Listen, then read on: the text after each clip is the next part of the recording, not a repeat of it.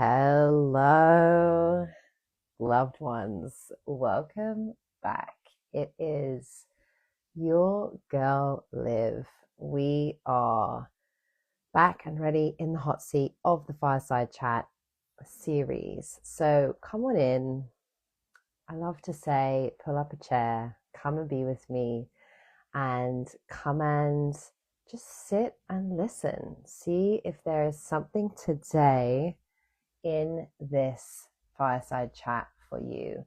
We're going to be talking all about doubt and fear and navigating thresholds. And this feels important to talk about because it's been coming up a lot in some of my client sessions. It's been coming up a lot in some of my conversations in my life where there's an automatic assumption that if doubt and fear are present during a transition or a change, or when you're on the cusp of something new, that it is inherently bad and that means you must not proceed. Now, I will give the goodies away up front and say that my belief is that doubt showing up is actually more of a sign that you're probably ready. So doubt is very, very normal. Doubt is a very normal part of life. And when it shows up, and it shows up where it's like intensely showing up, and there's also lots of fear, that's usually a sign that you're actually ready. Okay? So I'm going to share a little bit of a backstory today about the last year of my life. And if you've been a listener and you've been following my fireside chats and listening to my live streams, you will have kind of pieced together some part of the puzzle. But if you're brand new, I am just kind of coming out the other side of a big life change where I moved countries. I moved back to the UK where I'm from. I took a sabbatical from my work and my business that I've been doing for 8 years. And I moved back in with my family, and I really created space in my life to date with intention and to date to find a life partner. And so all of these themes, like moving back to the UK from France, shutting down my business, sabbatical, dating for marriage, dating with intention, which has led to me meeting somebody wonderful who I'm currently in a relationship with. All of these things have taken tons and tons of courage to do. And all of these things have also been filled with fear and doubt during almost all, but most of the process that I have been in the middle of navigating. Okay, so I just want to say that fear and doubt, completely normal. So is this something that you experience? Do you experience doubt? Do you experience feeling unsure and feeling like you're doubting yourself, or you're doubting what's happening in your life, or you're doubting the person you're with, or the relationship you're in, or the choice you've made? Like, have you experienced this? Like, do you know? Do you recognize yourself? Do you feel like you're somebody that has doubts? Okay. This is quite normal when I speak to most people. If they're being really honest, will say that they have doubts. Okay. So some less than others. So if you're someone that's like, yeah, I don't really experience much doubt, that's also true. And I don't want to discount that experience at all. But if you're somebody who experiences it and it tends to sort of really affect your decision making, I'm curious what you think of some of the things I'm about to say. So last year, when I arrived back to the UK after living in France for 4 years, I'd been through a lot, but one of the things that had been true about my life before that was that I had been working a lot. So anyone here who's a business owner, an entrepreneur, knows that the path can be very full on. You can be working a lot. And I think a lot of us run our own businesses because we love freedom, and it definitely offers us freedom. We get to do the work we love. We get to have some elements of freedom, but it's also a lot of responsibility. So when I got back last year, I was I was really tired. I was really burnt out. I was going through a lot. There was a lot that was changing. I had lived in France for 4 years. I really was committed to staying there. I was not moving there and building my life, expecting to unravel it all and come home. But life had other plans for me. And when I was really honest with myself at that time in my life, the thing I really wanted was a relationship, to be in a relationship and to be in a serious relationship, a life partnership, a partnership that was with somebody who wanted the things that I wanted. I wanted to be really on the path of building my family, and marriage was really important to me. And I kind of sat and I reflected and I thought, you know what? I really, really want those things. But there's some part of me that has so many fears and doubts about the process. I'm fearful that I'm never going to find a partner. I'm fearful that I'm not going to make the right choice. I'm fearful that what if when the love arrives, I'm not going to be able to receive it? What if I just sabotage it and ruin it?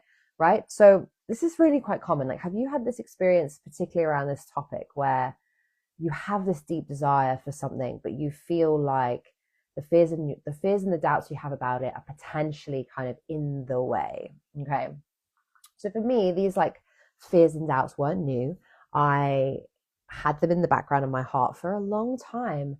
And I kind of saw that, you know what, I'm really going to need to change my relationship to these really familiar fears and doubts that I'm having about this thing, because I'm starting to see and remember that fear and doubt doesn't mean that it's not possible or that I'm not ready. It just means that I have fear and doubt about the process. Okay, so for me, what I do know to be true, even though for myself, like every other human being, I have blind spots. I have places where I can't fully see. And this was one of those places where I was like, I don't know if I can fully see myself clearly here. I have a story about myself that this might not be possible for me. But actually, what I know about doubt and fear is that they're not signs that you're not ready for something. They're actually signs that you're on the threshold of a change. Okay. So this has been true time and time again in my own life and in the many, many, many hundreds of women that I've coached around desire, especially desire, is that when you are about to commit to what you want and you're actually about to really like put your attention and commit to becoming the person that can have what you say you want, it's extremely normal for your nervous system to start resisting and start saying like, oh, no, run. This isn't good. You're going to fuck this up. You're a bad person. You're not lovable, blah, blah, blah. It's extremely normal for that nervous system flare up to happen and then start resisting. You start resisting. And there's actually an intelligence to this sort of physical message that you get, right? That resistance that comes up right before you commit. This is when there is an intelligence inside of you that knows that when you commit to your soul desire, things will shift and change. Change is coming. Change is coming to your life. It has to come. You have to be welcoming to that change. And it's really real. And change is disruptive. Let's not beat around the bush. Change is disruptive. Change literally is what it says on the tin. It will change you. It will change your life. And the fear of that is very, very, very real, right? So it's real to have fears. It's real to have doubt within yourself, okay? But it's not the only part of the conversation. Doubt and fear is just one part that you need to be working with. There's actually other things that are more helpful to work with. So for me, at this stage last year, I was like, I know that I'm going to need some support in navigating my fear and discomfort, because this is a lot coming up for me.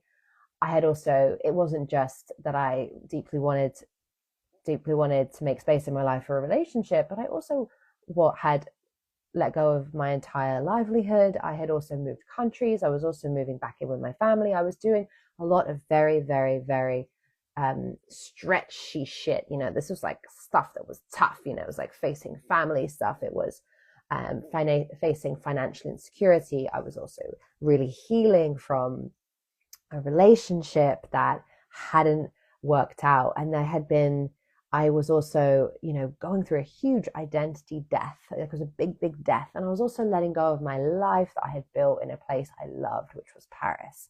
And for those of you that are kind of OGs, you probably witnessed that whole journey. And so I knew that this was a priority. I really wanted to create space in my life for a relationship and a serious relationship, but I also knew that I needed some support. So because I was catching up with people, I've moved back to the UK, I haven't seen family and friends in a long time. There was this opportunity to get super real with people in my life.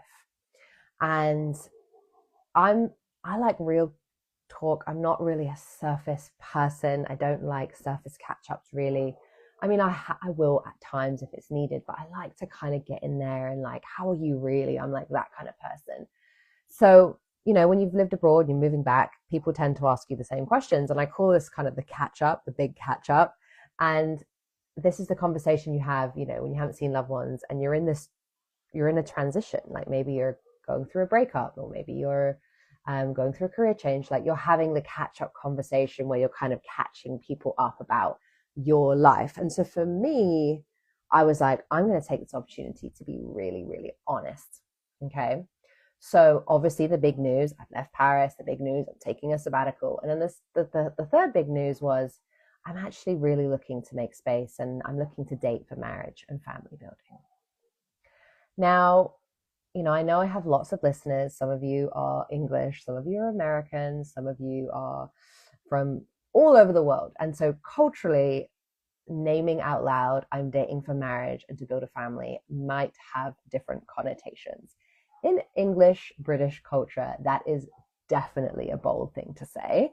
And I noticed that it was really vulnerable for me to say I'm dating for marriage. And it had mixed responses. Some loved ones were just like, oh, that's so refreshing. Some were very surprised. Some people were like, oh, you shouldn't, want it too much. It won't happen. And there was this whole sort of degree of different reactions that people had to that. But for me, saying it out loud that I'm dating for marriage made it very real for me, and it helped me to work with the doubts and fears I had. And I really believe that we speak the things we want into existence. We speak them into existence, and we especially do that with desire. Desire is a creative force. Okay, so in these conversations, varying degree of reactions to that, but what I would follow with, because I knew that there's all these people in my life that have traversed this threshold, have walked this path before me. I want to know what they were thinking right before that happened for them. So I asked them, what were you thinking about right before you made that commitment to marry your wife or your husband? What did your life look like? What did you value? What were your doubts and fears? And what supported you in making that choice and really backing yourself? And if you could look back, what would you want to know? Like, what would you offer me? Is there anything that you would offer me as wisdom that you wish you were offered at that time? And you know what? Their answers floored me.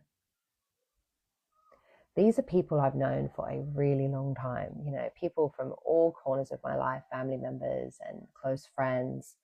And as people opened up and shared so many things about their past that I had never known, there were so many themes of fear and doubt.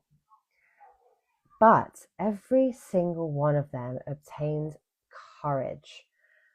And they said, but I still went for it, or I can still be honest with myself now. I made a commitment. I jumped in. Okay. So in every single story, there were tons of doubts, right? Doubts were part of the picture. I wasn't like, oh, it was perfect. I just knew, in every single story, there was I'm trusting myself. I am backing myself. I took a risk. I wanted to move forward with my life. I learned to trust myself along the way. Okay. I cannot tell you how helpful this was for me to hear. There was so many different types of stories. Like there was one story of, somebody that had lost their soulmate really young.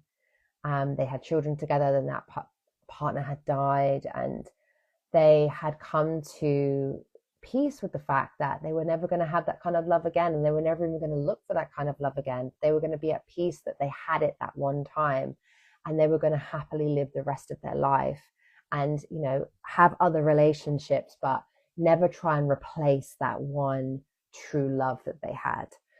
I had other people talk about, second chance childhood sweethearts, like people that they'd lost touch with coming back together, and them, meeting at a different stage of life, and then just being really, really sure that they wanted to make that commitment to one another.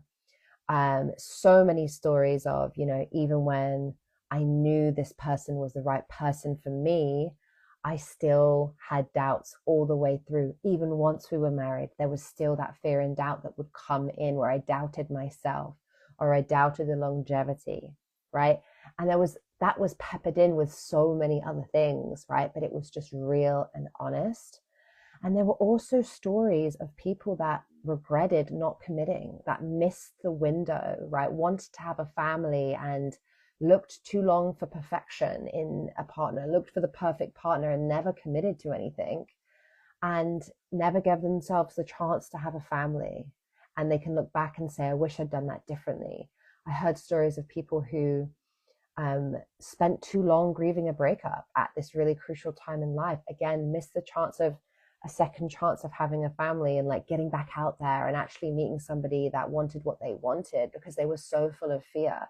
And they were so full of hurt, and they were so full of fear that it would happen again, that they might lose again, they might have their heart broken again, right? So there's this like spectrum of experiences, and I was so deeply like touched at how human every story was. Marriage isn't easy. Marriage is something that you work with. Marriage meant something different to each person. And, some people, some of the biggest regrets where I let fear and doubt get the better of me. I wish I had reached out sooner. I wish I had allowed myself to get help and had trusted guidance of eldership or, professional support, maybe coaching. Somebody could help me work through my fear, my doubt, my insecurities. Okay. So this is like, doubt is usually attached to something very meaningful. It's usually because we deeply, deeply want something. And fear is something that is never going to go away. Fear doesn't just vanish, right? But we learn how to work with it. We learn how to work with it. So in my own journey, me having these conversations with loved ones about a topic that felt so vulnerable, and it felt so exposing to ask these questions and, seem really interested and keen. And I wanted to understand, right, allowing that tender desire I had inside of my heart to be open. And I would have these conversations, in the dating experience. I was very upfront about what I was looking for. And again, some people are very fearful of, explicitly naming something. What I have found is it doesn't send, we're so fearful it's going to scare people off. It doesn't tend to scare off the person who wants the same thing as you. It might filter out people that don't want the same thing as you, but that's what you want. That's the name of the game, that you don't want to be connecting with people that aren't aligned with what you want. There are times in life where we have to go for it, So there's this thing that I think it's not about like trying to remove doubt from our journey or trying to pretend that we don't have fears. They are going to be with you as trusted friends on the journey. They have and hold wisdom for you, but you don't need to wait for fear to go away before you can step in. Okay. So uh, it's a commitment to work with it. Okay. So how does that land for you? Do you have your own story of this? I bet everybody does. I bet everybody has their own version of this for themselves. Maybe yours isn't like a similar theme to mine, but perhaps there's something else that you're like, yeah, I really recognize myself there. Like that was really, really true for me. Okay. So I really believe that, when we're standing at some of these thresholds and there's these fears that are present and we have these doubts, this is when we actually need steady containers, steady places to support you to work with that doubt. This is how you can actually stay accountable to what you want. Sometimes we need a little help, right? We need someone in our corner to say, like, I'm going to help you build the foundations of the life that you're wanting. I'm going to help you stay accountable to what you say you want, and I'm going to do that lovingly. You don't have to do this alone. And I've found in my coaching relationships with the women I walk alongside, one of the things I hear over and over again was, I am so glad that I didn't wait to give myself this. I'm so glad that I trusted myself to give it to myself now. I have really feared that I wasn't worthy of this kind of help. I hear that a lot, right? And I have experienced that. I'll just do it alone. I'll go it alone. And sometimes we do need to travel some things alone. There is a time and a place for solo travel. I really, really believe that. But there is also a time and a place to be held and to be loved and to be supported and guided through something. And this is really one of the reasons why I designed the one-to-one comeback journey. I am coming off the back of that fertile void phase. This is my comeback era, right? I've walked these steps in my coming back. I've done this a few times in my life. This isn't my first rodeo. And I have found that being held through these transitions is so incredibly powerful. Okay. So this is exactly why I made the one-to-one comeback journey. This is an 8-week journey where we start off with a 3-hour visioning deep dive. This is where we really get to name your vision for home, for love, for work, for family. And then we get to really look at, like, well, what are some of these things that get in the way? Mine were very clearly like my fears and my doubts, right? Doubt becoming crippling, creating inaction versus acting, even though I felt like I had fear and doubt, right? So we get really clear on the vision, and then we spend 6 really like yummy, nourishing integration sessions. This is where you're actually learning to build the muscles in your real life and hold yourself to a higher standard, strengthen your self-belief. And this is like acting and moving the needle, even when, the fear and the doubt is rising its head, like, coming in and trying to kind of get in there and sabotage. So I want to really emphasize that this is not about fixing you. You don't need to be fixed. There's nothing broken about you. You are wonderful, whole, creative, resourceful, naturally. That is naturally what you are. But what you do need is clarity, and you need structure, and you need support so you can keep walking forward, right? You can keep walking forward, and your vision that you want is actually going to become your reality. It does take work. It takes steps. Okay. So it takes the right commitment, the right support, and the right steps to actually move forward. And I really believe that the right coach and the right container can change everything. So that has certainly been my experience. So if you're kind of circling around this and you feel desire and you know you're ready to commit to the next chapter, even if you have doubt whispering in your ear, like, it is a great time to trust the vision you do have and to trust the commitment you do want to make to that. So if you're feeling that and you feel like this container is for you, you can just book straight in for a discovery call in my calendar. These are currently free conversations where we look at your journey, we design your journey, and then you get to decide if this is something that you're like, yes, I'm ready to commit to this. So that is the one-to-one comeback offer. If you are really at like an earlier step and you want a bite-sized little piece, a little mouthful, then my Unshakable Self-Trust Masterclass is coming up on the 25th of September. And this is a 90-minute free workshop. So this is really great. This is where we actually speak about this cycle of transformation and how to actually know where you are in your cycle of transformation, and wherever you are, what's your next step? How do you trust yourself and allow yourself to be where you are? I have found that this masterclass really gives tons of permission, and it allows you to kind of like not skip the steps, actually trust the steps that need to be taken and even know what they are. So if you're interested in the Unshakable Self-Trust Masterclass, you can also register for that in my bio. Would absolutely love to have you there. And if there is any particular topic that you want me to be covering on my Fireside Chats, also please let me know. So I'm moving through I work with things as they emerge in the work that I'm doing. Hi, blessings from London.